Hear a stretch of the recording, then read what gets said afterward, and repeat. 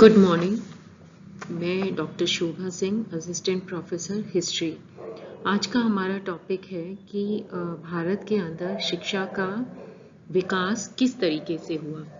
सर्वप्रथम 1781 में Warren Hastings ने कलकत्ता मदरसा की स्थापना की, जिसमें फारसी और अरबी का अध्ययन किया जाता था।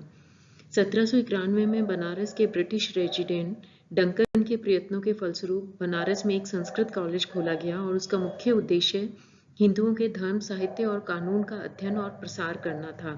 ईसाई धर्म प्रचारकों ने प्राचीन विद्या प्रणाली को पुनर्जीवित करने के लिए निंदा की और इस बात पे बल दिया कि पाश्चात्य साहित्य और ईसाई मत अंग्रेजी माध्यम द्वारा ये प्रसारित किए जाना चाहिए। सीरमपुर के जो मिशनरी थे वो इस क्षेत्र में बहुत ज़्यादा उत्साही थे। 1800 में लॉर्ड वेलेस्ली ने कंपनी के असैनिक अधिकारियों की शिक्षा के लिए फोर्ट विलियम कॉलेज की स्थापना की।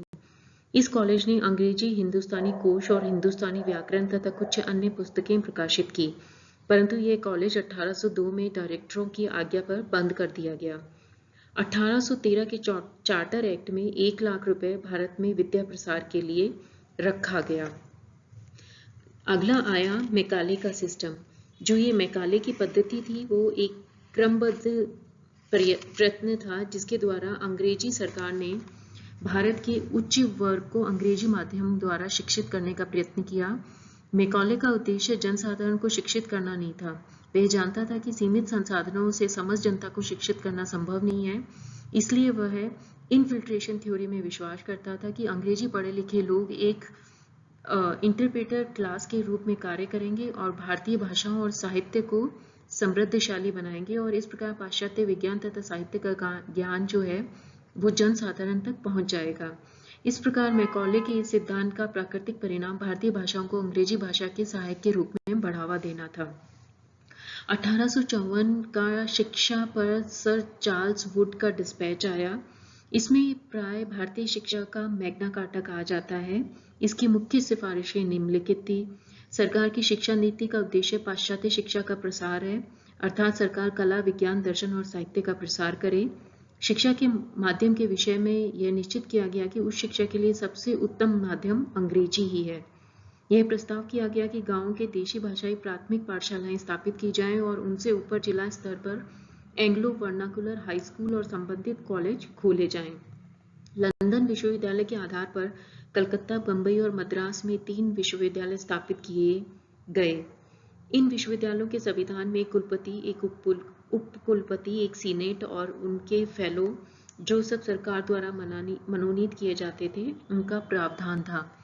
इस पत्र में महिला शिक्षा को भी समर्थन दिया गया।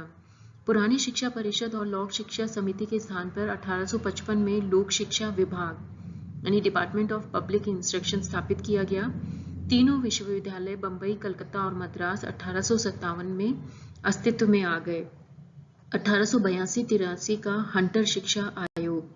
1882 में सरकार ने W. हंटर की अध्यक्षता में एक आयोग शिक्षा के क्षेत्र में 1854 के पश्चात हुई प्रगति की समीक्षा करने के लिए नियुक्त किया गया और इसके अंदर ये सुझाव दिए गए। सरकार को प्राथमिक शिक्षा के सुधार और विकास की ओर विशेष ध्यान देना चाहिए। माध्यमिक शिक्षा के 2 खंडों, एक में साहित्यिक शिक्षा जो विश्वविद्यालय के लिए प्रवेश परीक्षा के लिए विद्यार्थी तैयार करें और दूसरी व्यवहारिक ढंग की जो विद्यार्थियों को व्यावसायिक तथा व्यापारिक जीवन के लिए तैयार करे। आयोग ने प्रेसिडेंसी नगरों यानी कि बंबई, कलकत्ता और मद्रास के अतिरिक्त अन्य सभी स्थानों पर महिला शिक्षा के पर्याप्त प्रबंध न होने पर खेद प्रकट किया और बढ़ावा देने को भी कहा। भारतीय विश्वविद्यालय अधिनियम 1904, ये 1904 का अधिनियम था। इसमें मुख्य परिवर्तन निम्नलिखित जाए गए थे। विश्वविद्यालयों को चाहिए कि वे अध्ययन तथा शोध के लिए प्रोफेसर्स तथा लेक्चरर्स की नियुक्ति का प्रबंध करें, प्रयोगशालाएं और पुस्तकालय स्थापित करें और विद्यार्थियों को सीधे शिक्षा देने का भार अपने ऊपर ले लें। विश्वविद्यालय के फेलो की संख्या 50 से न्यून अथवा 100 से अधिक नहीं होनी चाहिए और ये उपसदस्य आजीवन न रहकर केवल 6 वर्ष तक के लिए होने चाहिए। जो उप सदस्य हैं मुख्य रूप से सरकार के द्वारा मनोनीत होने चाहिए। विश्वविद्यालयों पर सरकार का नियंत्रण बढ़ा दिया गया और सरकार को सीनेट द्वारा पारित प्रस्तावों पर वेटो दिया गया। इस अधिनियम के द्वारा नॉन गवर्नमेंट कॉलेजों पर सरकार का नियंत्रण अधिक कड़ा बना दिया गया। गवर्नर जनरल को इन विश्वविद्यालयों की क्षेत्रीय सीमाएं निश्चित करने का अधिकार दे दिया गया। 21 फरवरी 1913 का शिक्षा नीति पर सरकारी प्रस्ताव और निरक्षरता समाप्त करने की नीति को इसमें स्वीकार किया गया। उसने प्रांतीय सरकारों को प्रेरणा दी कि वे समाज के निर्धन तथा अधिक पिछड़े हुए वर्ग को निःशुल्क प्राथमिक शिक्षा देने का प्रबंध करें। इस क्षेत्र में अशासकीय प्रयत्नों को भी समर्थन दिया गया। माध्यमिक शिक्षा के लिए पाठशालाओं को भी अधिक उत्तम बनाने का सुझाव दिया गया। विश्वविद्यालय के संबंध में यह सुझाव स्वीकार किया गया कि प्रत्येक प्रांत में एक विश्वविद्यालय अवश्य होना चाहिए और विश्वविद्यालयों को शिक्षण कार्य अधिकाधिक करने चाहिए। सैडलर विश्वविद्यालय आयोग 1917 से 1919। 1917 में सरकार ने कलकत्ता विश्वविद्यालय की संभावनाओं के अध्ययन तथा रिपोर्ट के लिए एक आयोग को नियुक्त किया और डॉक्टर M.E. सैडलर को लीड्स विश्वविद्यालय के कुलपति थे इसका अध्यक्ष नियुक्त किया गया। यद्यपि ये रिपोर्ट केवल कलकत्ता विश्वविद्यालय के विषय में थी, परंतु यह अन्य विश्वविद्यालयों के लिए भी सत्य थी। इसकी निम्नलिखित सिफारिशें थी। स्कूल की शिक्षा 12 वर्ष की होनी चाहिए और विद्यार्थियों को हाई स्कूल के पश्चात नहीं अपितु उत्तर माध्यमिक परीक्षा के पश्चात विश्वविद्यालय में भर्ती होना चाहिए। उत्तर माध्यमिक शिक्षा चरण के पश्चात बैचलर की उपाधि के लिए शिक्षा 3 वर्ष की होनी चाहिए।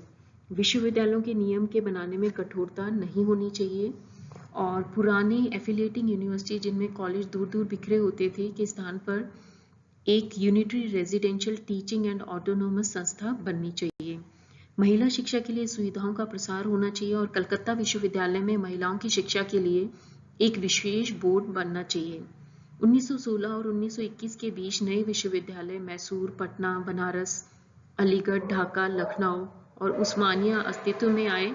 1920 में सरकार ने सैडलर आयोग की रिपोर्ट की सभी प्रांतीय सरकारों को सिफारिशें की।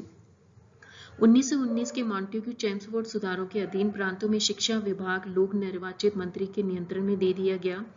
केंद्रीय सरकार ने अब शिक्षा में रुचि लेना बंद कर दिया और इस विभाग को अन्य विभागों में मिला दिया।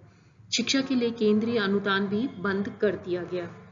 हार्टोग कमेटी 1929 में भारतीय इंडियन स्टैट्यूटरी कमीशन ने सर फिलिंग हार्टोग की अध्यक्षता में एक सहायक समिति की नियुक्ति की जिसने निम्नलिखित फाइंडिंग्स दी। इसने प्राथमिक शिक्षा के राष्ट्रीय महत्व पर बल दिया। माध्यमिक शिक्षा के विषय में कहा गया कि इसमें मैट्रिक पे परीक्षा पे ही बल है। Wardha school of basic education. Bharat सरकार अधिनियम 1935 के अनुसार प्रांतों को प्रांतीय स्वायत्तता दे दिए गए और लोकप्रिय मंत्रिमंडल 1937 से कार्य करने लगे। 1937 में महात्मा गांधी ने अपने पत्र द हरिजन में लेखों की एक श्रृंखला प्रकाशित की और एक शिक्षा योजना का प्रस्ताव किया जिसे मौलिक अथवा आधार शिक्षा अथवा वर्धा योजना की संज्ञा दी गई। 1944 में केंद्रीय शिक्षण मंत्रिमंडल central advisory board of education ने एक राष्ट्रीय शिक्षा योजना तैयार की जिसे प्राय सार्जेंट योजना कहा जाता है। इस योजना के अनुसार देश में प्रारंभिक विद्यालय, उच्च विद्यालय